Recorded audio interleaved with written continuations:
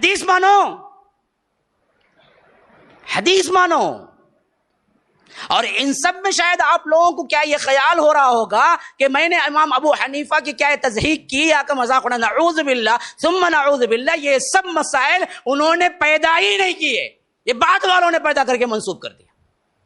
وہ تو کتاب و سنت کے حریث تھے، وہ تو بار بار کہہ رہے تھے اذا صح الحدیث فہو مذہبی، میرا مذہب صحیح حدیث ہے. بعد والوں نے کیا کیا؟ ان کے نام پہ کتابیں لکھی. آپ کو تعجب ہوگا، جس ہدایہ کو آج کی گورنمنٹ کے اندر بھی قانون کی حیثیت سے کتاب موجود بنا کے رکھے ہیں، وہ ہدایہ امام کے انتقال کے 500 سال بعد لکھی گئی کتاب ہے. وہ امام نے کوئی کتاب نہیں لکھی. جس حنفی مذہب کو ہدایہ کا حوالہ دے دے کے ہدایہ میں یہی موجود ہے، ہدایہ میں یہی موجود ہے، ہدایہ میں یہی موجود ہے کہتے ہیں، وہ ہدایہ کب لکھی گئی؟ 600 سال میں لکھی گئی، 6ٹھی صدی ہجری میں. اور امام کا انتقال 150 میں ہو گیا، تو تقریباً کتنے سال؟ 450 تقریباً، لگ بھگ. اور لکھنے والے کون؟ نہ امام کے پاس پڑھے، نہ آ کر شاگرد ہوئے، ہو ہی نہیں سکتا، کیونکہ وہ 6ٹھی صدی ہجری کے تھے. وہ 6ٹھی صدی ہجری کے تھے، انہوں نے لکھا. اس کو کیا کر دیا؟ حنفیوں کی کتاب بنا کے رکھ دیا، حالانکہ انہوں نے کوئی کتاب نہیں لکھی. امام ابو حنیفہ نے کوئی کتاب نہیں لکھی. کوئی کتاب لکھی تو انہوں نے عقائد پر لکھا. فقہ الاکبر بول کے ایک کتاب، چھوٹا سا رسالہ ہے، آپ جا کے بھی کہیں بھی لے سکتے ہیں، بس چھوٹی سی کتاب ہے، ٹرانسلیٹ کی ہوئی بھی اردو میں، انگلش میں موجود ہے.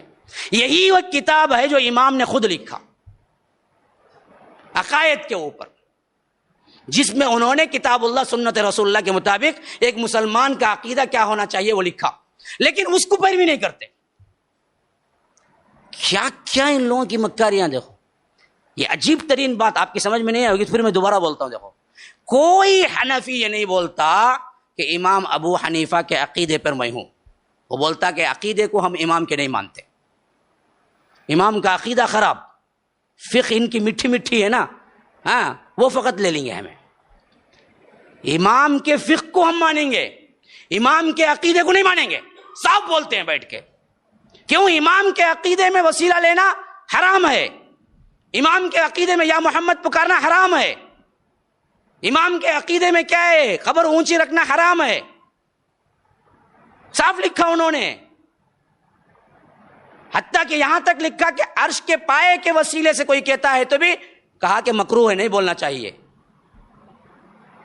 اللہ کے رسول کا وسیلہ تو دور کی بات، امام نے فقہ الاکبر نے یہ لکھا ہے، اگر کوئی بندہ یہ کہتا ہے اللہ تیرے عرش کے پائے کی قسم کھا کے میں وسیلہ مانگتا ہوں بولے تو بھی کہا کہ نہیں، یہ بھی غلط ہے. کہنا تو یہ کہنا چاہیے اللہ تیرے ساتھ ڈائریکٹ بغیر کسی وسیلے کے دعا مانگنا ہے.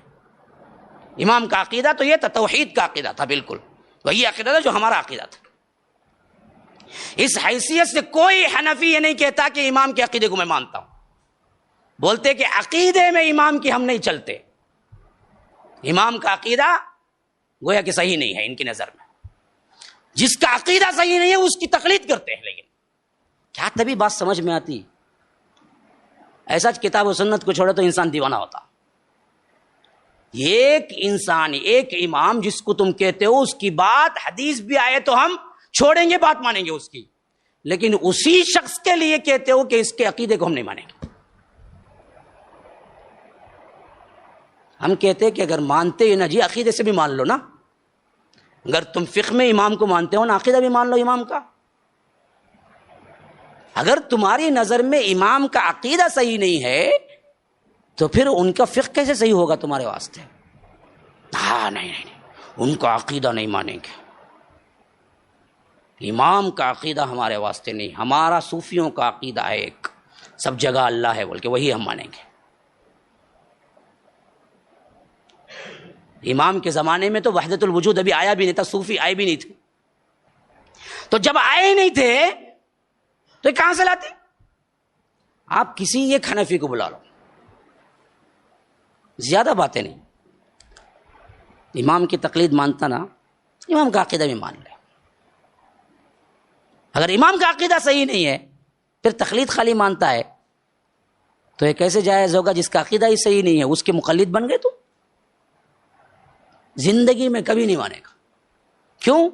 اگر امام کا عقیدہ مان لے تو یاد رکھو امام کا عقیدہ وہی تھا جو آج کے اہل الحدیث سلفیوں اور وہابیوں جو کہتے ہیں نا یہ لوگ، حالانکہ ہمارا نام وہابی نہیں ہے بھائی.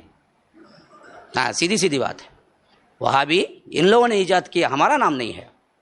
لیکن نام کا معنی اچھا ہے، اللہ والا. لیکن یہ چیز ہم نے نہیں بولا، ان لوگوں نے بولا. اصل میں کیا تھا، 1700 میں ایک شخصیت عرب میں آئے جن کا نام محمد بن عبد الوہاب تھا. انہوں نے وہاں کے شرکیہ بدعات کو کیا ہے مجدد بنے، اللہ نے ان کو توفیق دی، انہوں نے بہت بڑا غلبہ اسلام کا اور توحید کا لایا اور شرک کو مٹایا. تو اب ان لوگوں نے ان کی طرف ہم کو منسوب کرنا شروع کر دیا. لیکن اس میں بھی ایک بہت بڑی چال چلی، میں ہمیشہ کہتا ہوں اس میں بھی بہت بڑی چال چلی. اگر ان کو بولنا تھا ان کی پیروی ہم بھی کرتے ہیں بولے تو ان کا نام تھا محمد، باوا کا نام تھا عبد الوہاب. ابھی انہوں دیکھے ان کے نام سے نسبت کرے تو ہمیں کیا بنیں گے، محمدی بنیں گے. ارے محمدی بولے تو اچھا ہو جاتا نا جی لوگوں کو. محمدی بولے تو کیا بولیں گے، ہو بھائی محمدی بولیں گے، کیا بولیں گے؟ نہیں تو عیسیٰ کے ماننے والے کیا بولتے عیسائی، موسیٰ کے ماننے والے کیا بولتے موسوی، محمد کو ماننے والے محمدی بولتے. ہمیں خوش ہونا دیکھے آہا عوام کو چلیں گا نہیں محمدی بولے. باوا کو پکڑو، پاپنو کہاں تھے کی کیا کرے کی، کیا باوا کو لا کے فٹ کر دیے وہابی. حالانکہ باوا کا نام وہابی ہے، محمد ان کا نام ہے اصل میں. تو سب میں چال ہیں. جو اللہ سے نہیں ڈرتا وہ ایسے ہی چالیں اختیار کرتا ہے. السلام علیکم ورحمۃ اللہ وبرکاتہ. ناظرین کرام، مرکز السلام کے اس چینل کو ابھی تک جنہوں نے سبسکرائب نہیں کیا ہے برائے مہربانی سبسکرائب کریں، اور ہر دن کی اپڈیٹ کے لیے آپ بیل بٹن دبا کر ہمارے ساتھ تعاون فرمائیں. جزاکم اللہ خیرا.